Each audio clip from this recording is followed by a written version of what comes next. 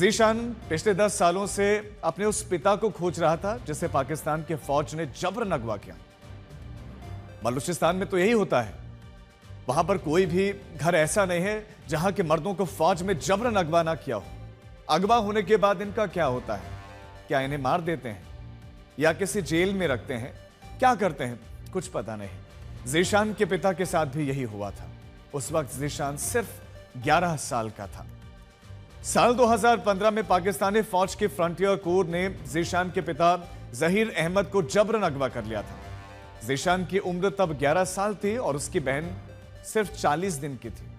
ज़ीशान तब से लगातार अपने पिता को खोज रहा था। वो बलूचिस्तान में लापता हुए लोगों के लिए सिर्फ लगातार प्रदर्शन कर रहा था और इसलिए कि वो पाकिस्तानी फौज के उसके बाद निशाने पर आ गया। 29 जून को ज़ीशान बलूचिस्तान के पांगजुर में एक फुटबॉल मैच भी खेल रहा था और ये उसी फुटबॉल मैच की तस्वीरें भी हैं। ज़ीशान एक अच्छा फुटबॉल प्लेयर था। 29 जून को ज़ीशान फुटबॉल खेलकर घर लौट रहा था। जैसे ही वो फुटबॉल खेलकर वापस लौटा, तुरंत पाकिस्तानी फौज से दस्ते की 2 गाड़ियां आई और ज़ीशान को अगवा करके अपने साथ ले गए। तुरंत उसके बाद हंगामा मच गया। ज़ीशान के घर वालों की तरफ से 29 जून की रात को ही धरना शुरू कर दिया गया। देखिए उसकी बहनें और बाकी लोग धरने पर कैसे बैठे हुए थे। बलूचिस्तान में ऐसे धरने बड़े आम हैं, अक्सर होते रहते हैं। तो 29 जून को ही ज़ीशान के घर वालों ने भी धरना शुरू कर दिया, लेकिन ज़ीशान का कुछ भी पता ही नहीं चला। और फिर अगले दिन ज़ीशान की गोलियों से छलनी लाश पांगजुर के इलाके में मिली। उसके छाती में 6 गोलियां मारी गई थी। शरीर को चाकुओं से गोदा गया था। बड़ी बेरहमी से ज़ीशान को मार दिया गया था, कत्ल किया गया था। इसके बाद तो पूरे बलूचिस्तान में हंगामा मचा हुआ है। फिर से ये सवाल उठ रहे हैं कि पाकिस्तान की आर्मी कब तक बलूचों को अगवा करके ऐसे मारती रहेगी? ऐसी एक्स्ट्रा जुडिशियल किलिंग आखिर पाकिस्तान में कब तक होंगी? बलूचिस्तान में तो ऐसा लगता है कि जैसे जंगल का कानून नाफिज है, वहां कोई कानून है ही नहीं। इसीलिए तो इंसानों की लाश को गोलियों से छलनी करके चाकुओं से गोद कर फेंक दिया जाता है। बलूचिस्तान में लोगों को अगवा करके उन्हें गायब कर देना या मार देना, ये सब पाकिस्तानी आर्मी पिछले कई वर्षों से कर रही है। बलूचिस्तान में जबरन अगवा लोगों पर बने कमीशन की रिपोर्ट कहती है कि 2016 से 2024 के 9 वर्षों में 10,500 केस सामने आए हैं, जिनमें लोगों को जबरन अगवा किया गया और फिर वो लापता हो गए।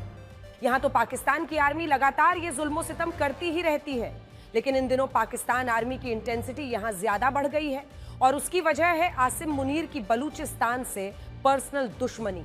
आपको याद होगा कि मार्च में बलूचिस्तान में जाफर एक्सप्रेस को बलूचिस्तान लिबरेशन आर्मी के लड़ाकों ने अगवा कर लिया था और पाकिस्तान के बहुत से सैनिकों को मार दिया था। इसी के बाद पाकिस्तान की फौज ने बलूचियों के खिलाफ अपना ऑपरेशन तेज कर दिया है। और वैसे भी पाकिस्तान के जिहादी आर्मी चीफ आसिम मुनीर ने बलूचिस्तान के लोगों को खुली धमकी दी थी। उसी के बाद से वहां और ज्यादा जुल्म सितम बढ़ा है। पाकिस्तानी सेना ने से पिछले 2 दिनों में बलूचिस्तान के कई जिलों से 6 लोगों को जबरन गायब किया है, जिस पर अब पाकिस्तान के कई मानवाधिकार संगठन भी सवाल उठा रहे हैं। बताया जा रहा है कि इन 2 दिनों में लोगों को जबरन गायब किए जाने की घटनाएं बढ़ गई हैं। और ये 22 साल का दौलत बलोच है, जो कि एक स्टूडेंट है, छात्र है, लेकिन पाकिस्तान की फौज ने उसे गोली मार दिया। उसे तब मारा गया जब वो अपनी मां के साथ गया हुआ था। एक सफेद रंग की टोयोटा कोरोला गाड़ी ने उसका मार्केट तक पीछा किया और बिना किसी चेतावनी के दौलत पर उसके परिवार के सामने ही गोलियां चला दी गई और उसकी मौत हो गई। इसी तरह से 29 जून को कदीर बख्श को पहले किडनैप किया गया, फिर उन्हें कुछ ही घंटों में मार दिया गया। उनकी हत्या बलूचिस्तान के माशके में हुई। 29 जून की रात को पाकिस्तानी फौजियों ने गांव में रेड की और कदीर बख्श को उनके बेटे अर्जी को किडनैप करके वो ले गए। किडनैपिंग के कुछ ही घंटों के बाद उनकी गोलियों से छलनी लाश बरामद हुई, जिसे देखकर पता चलता है कि उनके साथ टॉर्चर हुआ है, उनके साथ बेरहमी हुई। 29 जून को ही बलूचिस्तान के माशके से मसूद बलोच भी जबरदस्ती अगवा किए गए और पाकिस्तानी आर्मी ने फिर उन्हें मार दिया। लगभग 20 दिन पहले उसे किडनैप किया गया था। 29 जून को उसकी डेड बॉडी मिली और ऐसे एक नहीं सैकड़ों हजारों केसेस हैं। और अब तो पाकिस्तान के मानवाधिकार संगठनों ने सीधे पाकिस्तानी आर्मी चीफ आसिम मुनीर पर सवाल उठाने शुरू कर दिए हैं। आसिम मुनीर को सीधे यहां चुनौती दी जा रही है। क्या जब पहलगाम अटैक हुआ तो भारत ने पहले पाकिस्तानी सेलिब्रिटीज के सोशल मीडिया अकाउंट्स पर बैन लगाया। अब कल खबर आई कि बैन हट गया और अब जब फिर से विवाद बढ़ा तो फिर से इन सोशल मीडिया अकाउंट्स को फिर से बैन कर दिया गया है। लेकिन उससे भी महत्वपूर्ण खबर आज ये आई कि अगले महीने भारत में होने वाले हॉकी एशिया कप के लिए पाकिस्तान की टीम को रोका नहीं जाएगा। हॉकी का एशिया कप बिहार के राजगीर में 27 अगस्त से 7 सितंबर तक चलेगा। खेल मंत्रालय के सूत्र बता रहे हैं कि पाकिस्तान की हॉकी टीम को गृह मंत्रालय, विदेश मंत्रालय और खेल मंत्रालय की तरफ से क्लियरेंस दे दिया गया है, यानी कि अब पाकिस्तानी खिलाड़ी भारत में आकर हॉकी खेल सकते हैं। वैसे आपको ये बता दें कि जूनियर हॉकी का वर्ल्ड कप इसी साल दिसंबर में भारत में होने वाला है और भारत पाकिस्तान दोनों एक ही ग्रुप में है, यानी कि दोनों आपस में खेलेंगे। तो फिर सवाल यह है कि अगर हॉकी के खिलाड़ियों को हरी झंडी है तो फिर क्रिकेट से क्या दिक्कत है? तो क्या यह मान लिया जाए कि भारत ने पाकिस्तान के साथ अपने संबंध फिर से ठीक करने की कोशिश शुरू कर दी है? 22 अप्रैल को पहलगाम के अटैक के बाद जिस तरह का तूफान देश भर में उठा और पाकिस्तान विरोध की बातें शुरू हुई तो सरकार ने एक एक करके कई कदम उठाए और उनमें से एक ये भी था कि पाकिस्तान के सेलिब्रिटीज के सोशल मीडिया अकाउंट्स बंद करना, उन पर बैन लगाना। लेकिन अब धीरे धीरे करके बैन हट रहा है। हालांकि खबर यह फिर से आई कि बैन लगा दिया गया है और अब पाकिस्तान की हॉकी की टीम फिर से भारत आ रही है। तो फिर सवाल उठता है कि भारत और पाकिस्तान के बीच में अब क्रिकेट मैच भी होंगे। हालांकि भारत पाकिस्तान के बीच में द्विपक्षीय सीरीज नहीं खेलता है, लेकिन आईसीसी के इवेंट्स में भारत को पाकिस्तान के साथ खेलने से कोई भी परहेज नहीं रहा है। लेकिन यह भी माना जा रहा था कि शायद पहलगाम अटैक के बाद भारत सरकार ने जिस तरह का रिएक्शन दिया है, रिएक्ट किया है, तो यह हो सकता है कि आने वाले समय में भारत पाकिस्तान के साथ किसी भी तरह की क्रिकेट खेले ही ना। हालांकि आज इस फैसले को देखकर लगता है कि भारत अब पाकिस्तान के साथ क्रिकेट भी खेल सकता है, यह खेल हो सकता है और आने वाले वक्त में दो बड़े इवेंट भी होने वाले हैं जिसमें भारत पाकिस्तान आमने सामने हो सकते हैं। पहला है साल 2025 का एशिया कप जो इसी साल सितंबर में यूएई में हो सकता है। दूसरा है T20 वर्ल्ड कप जो कि फरवरी 2026 में प्रस्तावित है। तो क्या इन दोनों ही इवेंट्स में, टूर्नामेंट्स में भारत और पाकिस्तान की टीमें आमने सामने होंगी? वैसे शायद आप में से बहुत से लोगों को यह पता नहीं होगा कि जब पाकिस्तान के खिलाफ ऑपरेशन सिंदूर चलाया जा रहा था तो खेल के मैदानों में भारत और पाकिस्तान आपस में भी खेल रहे थे। ऑपरेशन सिंदूर के दौरान भारत और पाकिस्तान के बीच ओमान में हैंडबॉल का मैच हुआ था। मलेशिया में जून 2025 में एशियन डबल स्क्वॉश चैंपियनशिप में दोनों आपस में भिड़ रहे थे और कजाकिस्तान में 28 मई को भारत और पाकिस्तान की टीमें जूनियर डेविस कप में टकरा भी चुकी हैं। अब जब भारत पाकिस्तान के साथ हैंडबॉल खेल सकता है, हॉकी खेल सकता है, स्क्वॉश खेल सकता है, टेनिस भी खेल सकता है, तो फिर यह मान लिया जाए कि आगे भविष्य में दोनों देश क्रिकेट भी खेल सकते हैं। समस्या यह नहीं कि भारत और पाकिस्तान के बीच में क्रिकेट क्यों नहीं हो सकता। समस्या यह है कि पाकिस्तान के सेलिब्रिटीज धर्मांध हैं।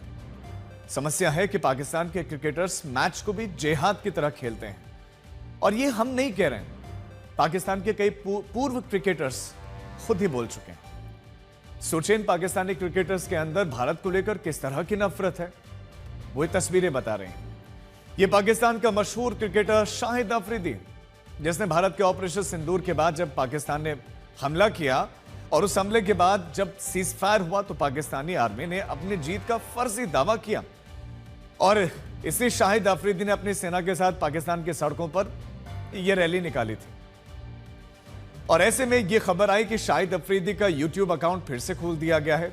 इस पर खूब हंगामा हुआ तो सरकार की तरफ से कहा गया कि कोई टेक्निकल ग्लिच था, तकनीकी खराबी थी, जिसकी वजह से बैन हटने का फैसला हुआ है।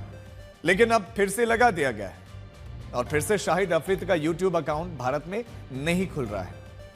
इसी तरह शोएब अख्तर का यूट्यूब अकाउंट भी कल खोल दिया गया था। शोएब अख्तर तो अपने यूट्यूब पर खास तौर पर भारत के दर्शकों के लिए कंटेंट बनाते हैं और भारत के खिलाड़ियों की वो जमकर तारीफ भी करते हैं, खूब तारीफ करते हैं। लेकिन कल इस अकाउंट को पहले खोला गया, हंगामा हुआ तो आज फिर से इस अकाउंट को बंद कर दिया गया। और ऐसे ही दो एक्टर्स भी हैं, मावरा हुसैन और सबा कमर। इनका इंस्टा अकाउंट भारत में फिर से एक्टिव हो गया था, लेकिन अब फिर से इनका अकाउंट डीएक्टिवेट हो गया है और भारत में नजर नहीं आ रहा है। हालांकि इस पूरे विवाद में भारत में सबसे ज्यादा विवाद जिस एक्ट्रेस पर हुआ, उन हानिया आमिर का इंस्टाग्राम अकाउंट भारत में अभी रिस्ट्रिक्ट है, बंद है। अकाउंट खोलने पर आ रहा है कि अकाउंट भारत में मौजूद नहीं है।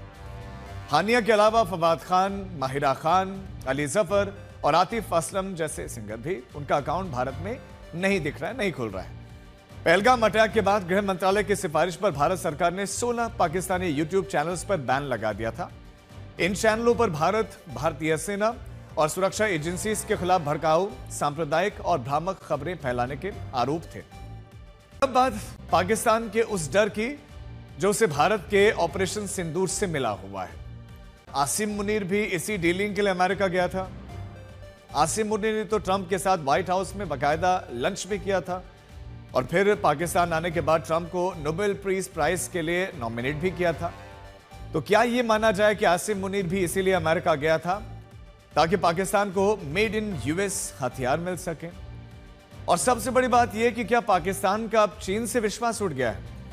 क्योंकि पाकिस्तान चीन के हथियारों का नंबर 1 खरीदार था, लेकिन अब भारत से मिली हार के बाद वो चीन के हथियारों से कतराने लगा है, झिझकने लगा है। मुजफ्फरनगर में गोपाल ही तजम्मुल निकला। हालांकि तजम्मुल अभी भी इस बात पर कायम है कि उसकी पैंट उतरवाई गई। इस बीच विवादों में आए पंडित जी ढाबे को लेकर भी खुलासा हुआ है। पंडित जी ढाबा दीक्षा शर्मा और उनके बिजनेस पार्टनर सनोवर खान, आदिल खान और जुबैर खान के नाम का है, इन लोगों का है। कुछ दिनों पहले तक इस ढाबे का मैनेजर धर्मेंद्र नाम का व्यक्ति था, लेकिन यहां के 80% स्टाफ मुस्लिम थे। आरोपों के मुताबिक धर्मेंद्र ने ही यह जानकारी यशवीर महाराज के नाम यानी कि उनके हिंदूवादी नेता के सामने उजागर की थी और इसी के बाद यशवीर महाराज के लोग ढाबे पर पहुंचे थे और पहचान छिपाने का मामला फिर पुलिस तक पहुंचा था। इस पूरे घटनाक्रम के बाद ढाबा मालिकों पर पूर्व मैनेजर धर्मेंद्र की पिटाई का आरोप लगा है। पिटाई को लेकर एफआईआर दर्ज कर ली गई है। सुनिए धर्मेंद्र का बयान। मगर जी इस होटल का मालिक सनोवर है। फिर मेरे से पूछा जी कि यहाँ स्टाफ कितने हैं? मगर जी यहाँ से जो है लगभग 80% मोमडन स्टाफ है जी। बोले क्या कहते हैं कस्टमरों को? मगर जी यही कहें कि भाई ठाकुरों और ब्राह्मणों का होटल है, ये कहे हैं। फिर ये जी कल दरोगा जी आए बागोवाली चौकी के, उनके साथ में 3-4 सिपाही भी थे जी। वे आए आगे बोले भाई ये मैनेजर कौन है? मगर साहब मैं हूँ जी। बोला क्या हुआ कल यहाँ? मगर जी स्वामी जी आए थे, वे ये कह गए कि भाई ये बोर्ड वोर्ड बदल लियो, और ये बात थी ये। बोला यहाँ से पेंट उतारी किसी की और फलाना रिगड़ा। मगर साहब मैं 24 घंटे यहीं से रहूँ, मैं एक पल के लिए भी इधर से उधर नहीं हुआ, यहाँ से ऐसी कोई हरकत नहीं हुई जी बिल्कुल भी। गोपाल के जिक्र रहा, मगर जी गोपाल जी क्या पेंट उतारने के बारे में बता रहे, उसका नाम गोपाल है। तो बोले गोपाल कहाँ का है? मगर जी मुझे इसके बारे में पता है कि ये बजेड़ी का है। तभी दरोगा जी ने अपने सिस्टम पे कुछ चेक करा और जो है जी उसके बारे में पता काटा, तो वो बजेड़ी का गाड़ा था। अब्दुल ना उसका नाम है और उसके पिताजी का नाम समद है। मुजफ्फरनगर के इस मामले से कावड़ वाली सियासत का हंगामा बढ़ा। इस बीच सुर्खियों में आए यशवीर महाराज का आरोप है कि ये सब कुछ एक स्थानीय पत्रकार की साजिश की वजह से हुआ था। सुनिए वो क्या कह रहे हैं। न तो किसी की पिटाई हुई और न वहां पर किसी की पैंट उतारी गई और न वहां पर कोई गोपाल नाम का था। जब वहां पर सनातन धर्म के लोगों को ये पता लगा, किसी ने बताया कि अंदर मांस है, तो वो उस एक कार्यकर्ता को जो अपने को गोपाल बता रहा है उसको कहा भाई मांस बता कहाँ रखा है। तो वे अंदर देखने के लिए जाने लगे, तो अंदर उसने जाने नहीं दिया। जब जाने नहीं दिया तो वे अपना अंदर नहीं गए, बाहर के बाहर रह गए। और ये सारे चित्र कैमरे में बंद है। मुजफ्फरनगर मामले की वजह से तेज हुई कावड़ पॉलिटिक्स के बीच ही आज यूपी के संभल प्रशासन का मुहर्रम को लेकर ब्लूप्रिंट सामने आया है। संभल प्रशासन ने साफ कहा है कि वहां 342 ताजिए ही निकाले जाएंगे। किसी भी ताजिया की ऊंचाई 12 फीट से ज्यादा नहीं होगी। आपको बता दूं कि पहले 40 से 50 फीट तक ऊंची ताजिया निकाला जाना सामान्य बात थी। संभल प्रशासन ने यह भी साफ कहा है कि मुहर्रम के दौरान भड़काऊ नारे और ड्रम बजाने की इजाजत नहीं मिलेगी। साथ ही साफ कर दिया गया है कि कोई नाबालिग ताजिया लेकर नहीं निकलेगा। संभल में विवादित शाही जामा मस्जिद में कोर्ट के आदेश से नवंबर 2024 में सर्वे के दौरान हुई हिंसा के बाद से यह क्षेत्र काफी संवेदनशील है। हालांकि उस घटना के बाद से संभल प्रशासन किसी भी संवेदनशील मौके को लेकर बेहद सतर्क रहा है। अब की बार भी मुहर्रम पर शांति नहीं बिगड़ने देने के इंतजामों के तहत संभल को सेक्टर, जोन और सुपर जोन में बांटा गया है। हर एक ताजिया के साथ पुलिस के नोडल अफसर और मजिस्ट्रेट तैनात रहेंगे। जुलूस मार्ग पर सीसीटीवी और ड्रोन से निगरानी की जाएगी। संभल प्रशासन ने 900 लोगों को शांति भंग की आशंका में बीएनएस के सेक्शन 168 के तहत नोटिस भी जारी किया है। परंपरागत जुलूस के अतिरिक्त और परंपरागत ताजियों के अतिरिक्त कोई भी जुलूस और ताजिया नहीं निकाला जाएगा, नहीं बनाया जाएगा और नहीं दफनाया जाएगा। और इसके साथ साथ जो निर्धारित ऊंचाई है जिससे कोई पेड़ की टहनी न काटनी पड़े, किसी घर का छज्जा न तोड़ना पड़े, और इसके साथ साथ कहीं पर भी तारों को नहीं हटाना पड़े, इसको सुनिश्चित किया जाएगा।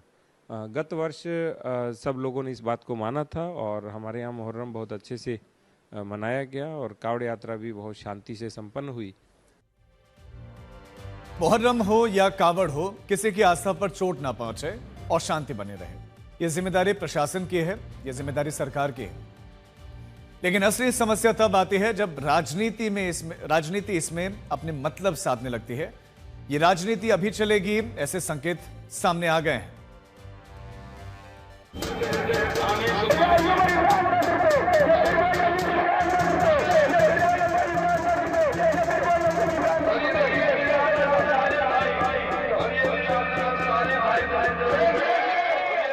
बीजेपी के लोग अगर धार्मिक और सनातनी होते, सनातनी कभी अन्याय नहीं कर सकता, सनातनी कभी अधर्मी नहीं हो सकता, सनातनी किसी के फेक हत्या नहीं कर सकता। और अगर वाकई धर्म के प्रति इन्हें लगाव होता तो एक व्यवस्था बहुत अच्छी करते, जिससे कावड़ के लोग सुविधा के साथ और बड़ी सुरक्षित तरीके से, और जो धर्म की चीजें पालन करते हुए जाना पड़ता है वो पालन करके जाते हैं। पूरी सुरक्षा व्यवस्था मिले, व्यवस्थित ढंग से उनका जो त्योहार है संपन्न हो, हमारी सरकार की जिम्मेदारी है। हाँ, यदि हमने डीजे पर लंबाई पर प्रतिबंध लगाया है जिससे उनको समाज में कोई ऐसा संदेश न जाए या सड़क मार्ग में कहीं पुल के नीचे न फंस जाए, उसकी ऊंचाई भी हमने तय की है। और दूसरी तरफ उनके बारे में भी हमने कुछ कहा है, लेकिन मैं विस्तृत विवरण नहीं कहना चाहता। सबके लिए कानून बराबर है और हम सबको साथ लेकर के चल रहे हैं। मुहर्रम के दौरान लोग जो है वो नगाड़ा बजाते हैं और बहुत छोटेपन से जो नगाड़ा बजाते हैं वो लोग उसका अभ्यास करते हैं, और वो तभी नगाड़ा बजा सकते हैं जब उन लोगों ने अभ्यास किया हो। और अगर उसमें कोई नाबालिग है, 16 साल का है, 17 साल का है, तो उसका अवतुलन करने का काम क्यों कर रहे हैं? वो अपनी खुशी से अगर नगाड़ा बजा रहा है तो भाजपा सरकार को आपत्ति क्या है? कावड़ यात्रा को लेकर लगातार दूसरे साल विवाद होना दुर्भाग्यपूर्ण ही कहा जाएगा। कावड़ से करोड़ों हिंदुओं की आस्था जुड़ी हुई है। मान्यता है कि सावन में भोलेनाथ पर जल चढ़ाने से सुख, शांति और समृद्धि आती है। भक्त पावन नदियों से जल लाकर शिवलिंग पर चढ़ाते हैं। मान्यता है कि समुद्र मंथन का विष पीने वाले शिव को जल चढ़ाने से वो प्रसन्न होते हैं। सावन की शुरुआत से महाशिवरात्रि तक कावड़ यात्रा चलती है। आज हम भारतीय टेस्ट टीम के कप्तान शुभमन गिल की बात करेंगे, जिन्होंने आज अपने करियर का पहला दोहरा शतक लगाया है और इस डबल सेंचुरी से आज उन्होंने देश के कई युवाओं को बड़ी सीख दी है। पहली ये कि हार से हतोत्साहित नहीं होना है, फिर चाहे आपकी हार देखकर लोग आपकी आलोचना ही क्यों ना कर रहे हो। दूसरी सीख वो ये है कि नए दिन की शुरुआत नई ऊर्जा के साथ करनी है और आपको हमेशा डटे रहना है।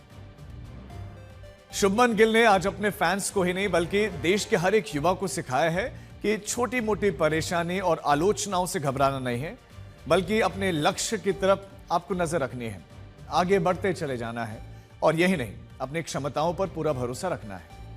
भारत और इंग्लैंड के बीच 5 टेस्ट मैचों की सीरीज के दूसरे मैच में कप्तान शुभमन गिल ने कप्तानी पारी खेलकर 269 रन बनाए। कप्तान के तौर पर वो अपनी पहली टेस्ट सीरीज खेल रहे हैं। शुभमन गिल ने लगातार 2 टेस्ट मैचों में सेंचुरी जड़कर एक लीडर की तरह अपनी टीम का मनोबल बढ़ाया, फ्रंट से लीड किया है। दूसरे टेस्ट मैच में जब टीम इंडिया मुश्किल स्थिति में फंस गई, तब उन्होंने कप्तानी पारी खेलते हुए दोहरा शतक लगाया और टीम को एक बड़े स्कोर तक पहुंचाया है। दूसरे टेस्ट मैच में टीम इंडिया पहली पारी में 587 रन बनाने में कामयाब हो गई और उसके पीछे की वजह शुभमन गिल रहे। इंग्लैंड के लीड्स में हुए पहले टेस्ट मैच में टीम इंडिया को 5 विकेट से हार मिली थी। इस मैच के बाद टीम इंडिया की परफॉर्मेंस पर सवाल उठ रहे थे। हालांकि टेस्ट मैच हमारे जो है इसमें 3 बैटर शुभमन गिल, यशस्वी जायसवाल और ऋषभ पंत ने शानदार शतक लगाए थे और बावजूद इसके टीम इंडिया जीत नहीं पाए थे। हार के बाद टीम इंडिया के खिलाड़ियों की फील्डिंग, बैटिंग और बॉलिंग पर खूब चर्चा हुई और आलोचना की गई और शुभमन गिल की कप्तानी पर भी सवाल उठाए गए। लेकिन सभी आलोचनाओं को दरकिनार करते हुए शुभमन गिल ने सीरीज के दूसरे टेस्ट मैच में अपने करियर की पहली डबल सेंचुरी लगाई। शुभमन गिल ने इस जज्बे से सिखाया कि हार के बाद निराश नहीं होना चाहिए, बल्कि उससे सीखकर आगे बढ़ना चाहिए। शुभमन गिल ने दूसरे टेस्ट के पहले ही दिन सेंचुरी लगा दी थी, लेकिन उस समय तक टीम इंडिया का स्कोर बहुत कम था। आज दूसरे दिन की शुरुआत से ही शुभमन गिल किसी नए बैटर की तरह जमकर खेले, कोई रिस्क नहीं लिया और एक छोर से लगातार वो टिके रहे और दोहरा शतक जमा दिया। दूसरे दिन की बैटिंग से शुभमन गिल ने सिखाया कि हर दिन नया है और हर नए दिन के साथ नई ऊर्जा और नए उत्साह के साथ अपने लक्ष्य की तरफ बढ़ना चाहिए। शुभमन गिल की इस पारी ने कई बड़े बड़े रिकॉर्ड्स भी ध्वस्त कर दिए। शुभमन गिल इंग्लैंड में दोहरा शतक लगाने वाले पहले भारतीय कप्तान बन गए। बतौर कप्तान इंग्लैंड में अभी तक का सबसे बड़ा स्कोर मोहम्मद अजहरुद्दीन के नाम था, जिन्होंने 1990 में मैनचेस्टर टेस्ट मैच में 179 रनों की पारी खेली थी। इसके अलावा शुभमन गिल ने शानदार खेल दिखाया। शुभमन गिल ने भारतीय बैटर के तौर पर इंग्लैंड में सबसे बड़ा स्कोर बना दिया है। अब उन्होंने लिटिल मास्टर सुनील गावस्कर का रिकॉर्ड तोड़ दिया है। सुनील गावस्कर ने साल 1979 में ओवल टेस्ट में 221 रनों की पारी खेली थी, लेकिन शुभमन गिल अब आगे निकल गए। कप्तान के तौर पर विदेशी धरती पर सबसे बड़ा स्कोर बनाने के मामले में शुभमन गिल ने विराट कोहली को भी पीछे छोड़ दिया है। विराट कोहली ने बतौर कप्तान साल 2016 में वेस्ट इंडीज के खिलाफ 200 रनों की पारी खेली थी। शुभमन गिल ने सबसे कम उम्र में कप्तान के तौर पर दोहरा शतक लगाकर मास्टर ब्लास्टर सचिन तेंदुलकर का रिकॉर्ड तोड़ दिया है। सचिन तेंदुलकर ने 26 साल की उम्र में कप्तान के तौर पर न्यूजीलैंड के खिलाफ दोहरा शतक लगाया था, लेकिन शुभमन गिल ने उन्हें पीछे छोड़ते हुए 25 साल की उम्र में ही दोहरा शतक लगा दिया है। इस लिस्ट में पहले नंबर पर मंसूर अली खान पटौदी हैं, जिन्होंने इंग्लैंड के खिलाफ 1964 में 23 साल की उम्र में दोहरा शतक लगाया था। भारत के टेस्ट कप्तान के तौर पर सबसे ज्यादा डबल सेंचुरी विराट कोहली के नाम पर हैं, जिन्होंने 7 डबल सेंचुरी लगाए हैं। कप्तान के तौर पर दोहरा शतक लगाने वालों में विराट कोहली के अलावा मंसूर अली खान पटौदी, सुनील गावस्कर, सचिन तेंदुलकर, MS धोनी और अब शुभमन गिल शामिल हो गए। शुभमन गिल का यह दोहरा शतक इसलिए भी खास है कि इंग्लैंड में 23 साल के बाद किसी भारतीय बैटर ने दोहरा शतक लगाया। 23 साल बाद, 23 साल पहले साल 2002 में राहुल द्रविड़ ने यहां 217 रनों की पारी खेली थी। और इस वक्त हमारे साथ सीधे इंग्लैंड से ही बर्मिंघम से हमारे संवाददाता राहुल रावत जुड़ रहे हैं। राहुल, बहुत शानदार खेली है पहली पारी में team India, specially Shubman Gill. पहला मैच आप हारे, आपकी शानदार बल्लेबाजी थी, गेंदबाजी और फील्डिंग कमजोर थी, लेकिन जो दूसरे टेस्ट मैच में उतरी है टीम इंडिया बिल्कुल अलग दिखाई दे रही है और शुभमन गिल का अंदाज काबिल तारीफ है। बिल्कुल राजीव, और अच्छी बात क्या है कि जिस दिन टेस्ट मैच शुरू होने वाला था उससे एक दिन पहले शुभमन गिल आते हैं और बड़े सवाल थे, क्योंकि जैसे आपने कहा आपकी गेंदबाजी पे सवाल उठे, आपके जो कोलैप्सेस हुए हैं वहां पर पहले टेस्ट मैच में, दोनों ही पारियों में, कि आपका जी पहली पारी में 7 विकेटें गिरती हैं 41 रन पे, अगली पारी में आप की 5 विकेटें 31 रन पर गिर जाती हैं, तो उन पर सवाल पूछे गए थे। शुभमन गिल ने एक बड़े कप्तान की तरह जवाब दिया। उन्होंने कहा मैं 147 पर खेल रहा था, वहां मेरी भी जिम्मेदारी बनती थी कि मैं ऋषभ पंत के साथ टिक कर उस पार्टनरशिप को थोड़ा और आगे ले जाता, तो हमारा स्कोर शायद से बेहतर हो पाता, हम वो कोलैप्स जो है उसको अवॉइड कर पाते। अब इस पारी में क्या हुआ है, ऋषभ पंत आउट हुए हैं, चौथी विकेट थी वो 208 रन पे, उसके ठीक 3 रन बाद 5वीं विकेट गिरती है 211 रन पे। अब आपके पास शुभमन गिल खुद खेल रहे हैं और उसके बाद रविंद्र जडेजा उनको ज्वाइन करते हैं और उसके बाद आपको पता है कि वॉशिंगटन सुंदर उनको लेकर आए हैं, और उसके बाद से देखिए वो 211 रन 5 विकेट के नुकसान पर, और आज इंडिया ऑल आउट हुआ है 587 रन पर। इसमें शुभमन गिल के 269 रन की बहुत बहुत बहुत बड़ी वैल्यू है। बहुत बड़ी इंपॉर्टेंस आ जाती है। और साथ ही कहीं ना कहीं 587 रन जब आप देखते हैं और आपको ये भी पता है कि आपने 150 ओवर आपने इंग्लैंड को इस धूप इस गर्मी में फील्डिंग करवाई है, गेंदबाजी करवाई है, तो वो ये भी बताता है कि शुभमन गिल ने सिर्फ, और ये चांसलेस पारी थी, पूरी चांसलेस पारी थी, पूरा फुल कंट्रोल में थे। बहुत शानदार, बिल्कुल कंट्रोल था, टेक्निक दिखाई दे रही थी। लेकिन राहुल, आपसे जानना चाह रहा हूं कि पहली पारी में आपके पास रन ठीक ठाक थे, लेकिन इंग्लैंड का तरीका है बेसबॉल, वो बेसबॉल की तरह खेलते हैं, तेज और ताबड़तोड़ खेलते हैं। तो किस नई स्ट्रैटेजी के साथ, इस बार तो आपके साथ बुमराह भी नहीं है, तो क्या नई स्ट्रैटेजी के साथ गेंदबाजी में उतरेगी टीम इंडिया? देखिए, आपने 2 स्पिनर्स खिलाए हैं और कहीं ना कहीं ये है कि जब आप रिस्क लेते हैं बल्लेबाज के तौर पे, जो बेसबॉल ब्रेंडन मैकलम और बेन स्टोक्स की जोड़ी है जो बेसबॉल लेकर आई है, ये थोड़ा रिस्क लेकर खेलते हैं। जब आपके पास स्पिनर्स होते हैं, स्पेशली आपके पास रविंद्र जडेजा, एक लेफ्ट आर्म ऑर्थोडॉक्स स्पिनर जो लेफ्ट हैंडर के लिए बॉल अंदर लेकर आएंगे, और दूसरे हैं वॉशिंगटन सुंदर, ऊंचे कद के ऑफ स्पिनर हैं। ठीक है, सवाल ये उठाया जा सकता है कि यार इस मैच में आपको कुलदीप यादव को खिला सकते थे, वो आपके सबसे अच्छे स्पिनर है। बट इंडिया ने एटलीस्ट ये चीज करी है कि जो सिलेक्शन करे हैं वो उसका उनको जवाब और रिजल्ट अच्छा मिला है। 42 रन वॉशिंगटन सुंदर ने भी बनाए हैं, जडेजा ने 89 पर जडेजा आउट हुए हैं। अब बात आ जाती है गेंदबाजी की। अब इस पारी से शुभमन गिल की और इस स्कोर से 587 रन की एक चीज तय है, क्रिकेट खैर क्रिकेट है, कुछ भी हो सकता है, बट एक चीज तय है राजीव की इस मैच में इंडिया ने कहीं ना कहीं एक रिजल्ट जो है उसको एलिमिनेट कर दिया है। यानी इस टेस्ट मैच में बहुत ही बड़ी अनहोनी होनी होगी अगर इंडिया इस टेस्ट मैच को हारेगा। ये तो अच्छी बात है कि राहुल रिजल्ट आएगा, लेकिन रोहित शर्मा नहीं थे, विराट कोहली नहीं थे, शुभमन गिल ने उनको मिस नहीं होने दिया, बिल्कुल वैसे ही विराट पारी खेली है। बिल्कुल, और चाहे जो मर्जी हो, आप दुनिया में कहीं भी देखिए, इससे पहले इंग्लैंड के इस दौरे से पहले, कप्तान बनने से पहले शुभमन गिल के लिए एक बात कही जाती थी कि यार 35 टेस्ट मैचेस, 32-35 टेस्ट मैचेस खेल लिया है, 34-35 की उनकी टेस्ट एवरेज है, फिर आपने कप्तान बना दिया है। अगर आप सेना कंट्रीज देखें, साउथ अफ्रीका, इंग्लैंड, न्यूजीलैंड और ऑस्ट्रेलिया, यहाँ पे शुभमन गिल का एक भी 100 नहीं आया है, आप उनको कप्तान बनाते हैं। जहां पर कोई कहता है कि यार देखो, आपके पास केएल राहुल का ऑप्शन था, ऋषभ पंत का ऑप्शन था, जसप्रीत बुमराह का ऑप्शन था, बट शुभमन गिल को कप्तान बनाया जाता है। पहली पारी एज कप्तान 147 रन, दूसरी पारी में आउट हो गए, तीसरी पारी यहाँ पर खेल रहे हैं 269 रन उन्होंने बना दिए, यानी 3 पारियों में 425 रन मायने रखता है राजीव। बहुत बड़े बड़े दिग्गज खिलाड़ी आए हैं, उनके पूरे दौरे में नहीं होते हैं इतने रन। यहाँ शुभमन गिल 3 पारियों के बाद 425 रन पर बैठे हैं, और अगर ये चीज ऐसे ही जारी रही, मुझे नहीं पता कि रिजल्ट के तौर पर भी उनको कप्तान के तौर पर भी आंका जाएगा, बट जब आपके पास स्कोर होते हैं ना, कप्तानी भी कभी कभार अच्छी हो सकती है। क्यों? क्योंकि अब आपके पास लग्जरी होगी अटैक करने की। बिल्कुल, बहुत शुक्रिया राहुल आपका इस तमाम जानकारी के लिए।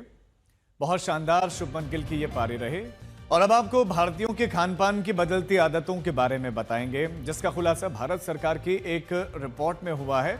इस रिपोर्ट के मुताबिक भारत के लोगों की थाली में कैलोरी की मात्रा में कमी आई है। पिछले 14 सालों में भारतीयों के भोजन में अनाज की मात्रा घटी है, जबकि मांस, मछली और अंडे की मात्रा में वृद्धि हुई है। यह रिपोर्ट राष्ट्रीय सांख्यिकी कार्यालय ने जारी की है, जो बताती है कि भारतीय अब पहले की तुलना में कम कैलोरी का सेवन कर रहे हैं। यह गिरावट ग्रामीण और शहरी दोनों ही क्षेत्रों में देखी गई है। ग्रामीण क्षेत्रों में रहने वाले व्यक्ति ने साल 2022-23 में हर दिन 2233 किलो कैलोरी का सेवन किया, जो कि साल 2023-24 में घटकर 2021 किलो कैलोरी रह गई। इसी तरह शहरी क्षेत्र में रहने वाले व्यक्ति ने साल 2022-23 में हर दिन 2250 किलो कैलोरी का सेवन किया, जो कि साल 2023-24 में घटकर 2240 किलो कैलोरी रह गया। अगर इसकी तुलना हम साल 2009-10 से करें तो लोगों की कैलोरी इंटेक बढ़ा था, जो कि अब घटने लगा है। साल 2009-10 में ग्रामीण क्षेत्र के लोगों ने 2147 किलो कैलोरी का सेवन किया था, जबकि शहरी क्षेत्रों में लोगों ने 2009-10 में 2123 किलो कैलोरी का सेवन किया था। इस रिपोर्ट के अनुसार अब लोग अनाज का सेवन कम कर रहे हैं। यानी एक व्यक्ति दिन भर में अपने भोजन में जितना प्रोटीन लेता है उसमें अनाज की हिस्सेदारी कम हुई है। बड़ी बात यह है कि अब गांव के लोग भी कम अनाज खा रहे हैं। साल 2009-10 में एक ग्रामीण भारतीय के कुल प्रोटीन में अनाज की हिस्सेदारी 60% से ज्यादा थी, जो 2023-24 में घटकर 45.9% रह गई है। लेकिन इसके साथ प्रोटीन इंटेक में मांस, मछली, अंडा की हिस्सेदारी बढ़ी है, जो 2009-10 में 5.9% से 2023-24 में 12.4% हो गई है। हालांकि दाल और मिल्क प्रोडक्ट की हिस्सेदारी लगभग उतनी ही है, लेकिन दूसरे प्रोटीन की पूर्ति करने वाले खाद्य पदार्थों की मात्रा बढ़ी है। इसी तरह शहरों में भी खाने में अनाज की मात्रा घटी है और मांस, मछली, अंडा की मात्रा में इजाफा हुआ है। 2009-10 में शहरी व्यक्ति को औसतन 51.3% प्रोटीन अनाज से मिलता था, जिसकी मात्रा 2023-24 में घटकर 38.7% हो गई। जबकि मांस, मछली, अंडे से मिले प्रोटीन की मात्रा 2009-10 में 7.6% की तुलना में 2023-24 में 14.1% हो गई। अब एक ऐसी खबर का विश्लेषण जो आपकी सेहत से जुड़ी है। दौड़ भाग भरी जिंदगी और बिजी लाइफस्टाइल के बीच अक्सर लोग अपनी नींद से समझौता कर लेते हैं, लेकिन आपको जानकर हैरानी होगी कि समय से ना सोना काम के प्रति आपके डेडिकेशन को कम करता है। अगर आप भी रात में देर तक जागते हैं, मोबाइल या टीवी देखने में वक्त बिताते हैं, तो जरा सावधान हो जाइए, क्योंकि ये आदत ना सिर्फ आपकी सेहत खराब कर सकती है बल्कि प्रोफेशनल स्किल को भी प्रभावित कर सकती है। लोगों की बेवक्त सोने की आदत पर ऑस्ट्रेलिया की मोनाश यूनिवर्सिटी ने एक रिसर्च की है, जिसमें करीब 20,000 लोगों पर अध्ययन किया गया। जिन लोगों पर रिसर्च की गई उन्हें 1 साल तक एक खास तरह की डिवाइस पहनाई गई। इस रिसर्च में सामने आया कि जो लोग देर रात तक जागते हैं वो दिन भर थकान महसूस करते हैं, साथ ही पूरे मन और समर्पण के साथ काम नहीं करते। इस शोध में करीब 60 लाख रातों का विश्लेषण किया गया और देखा गया कि लोगों की जल्दी सोने और जागने का डेली रूटीन पर क्या असर पड़ता है। इसमें सामने आया कि जो लोग रात को 9 बजे सो जाते थे वो अगले दिन 30 मिनट तक ज्यादा एक्टिव रहे, और जो लोग रात 1 बजे सोए वो सबसे कम सक्रिय दिखे, जबकि इसमें स्लीप आवर्स को समान रखा गया। कुल मिलाकर सोने के समय से यह तय होता है कि आपका अगला दिन एनर्जी से लबरेज रहेगा या आप डल रहेंगे। हमारे देश में एक कहावत है, जैसा अन्न वैसा मन, यानी आप जिस तरह का भोजन करेंगे वैसी ही आपकी मनोदशा होगी। खान पान का सीधा असर हमारे मानसिक स्वास्थ्य पर पड़ता है, और अब तो विज्ञान भी इस बात को स्वीकार करता है। आपका खान पान आपकी नींद की सेहत और सपनों का स्वाद बिगाड़ रहा है। कनाडा की मॉन्ट्रियल यूनिवर्सिटी में 1000 छात्रों पर एक स्टडी की गई है, जिसमें पाया गया कि डेयरी प्रोडक्ट, स्वीट्स और मसालेदार खाद्य पदार्थ नींद पर असर डालते हैं, और इस तरह की ईटिंग हैबिट से बुरे सपने भी आते हैं। जिन लोगों को डेयरी उत्पादों से एलर्जी है उनको बुरे सपने आने की संभावना ज्यादा होती है। वहीं ऐसे लोग अगर डेयरी उत्पादों का सेवन करते हैं तो उन्हें पेट दर्द, गैस और ऐंठन की समस्या होती है, और ये तकलीफें नींद खराब तो करती ही हैं बल्कि सपनों पर असर डालती हैं। मॉन्ट्रियल यूनिवर्सिटी की स्टडी में पता चला कि कौन से उत्पादों की वजह से बुरे सपने आते हैं।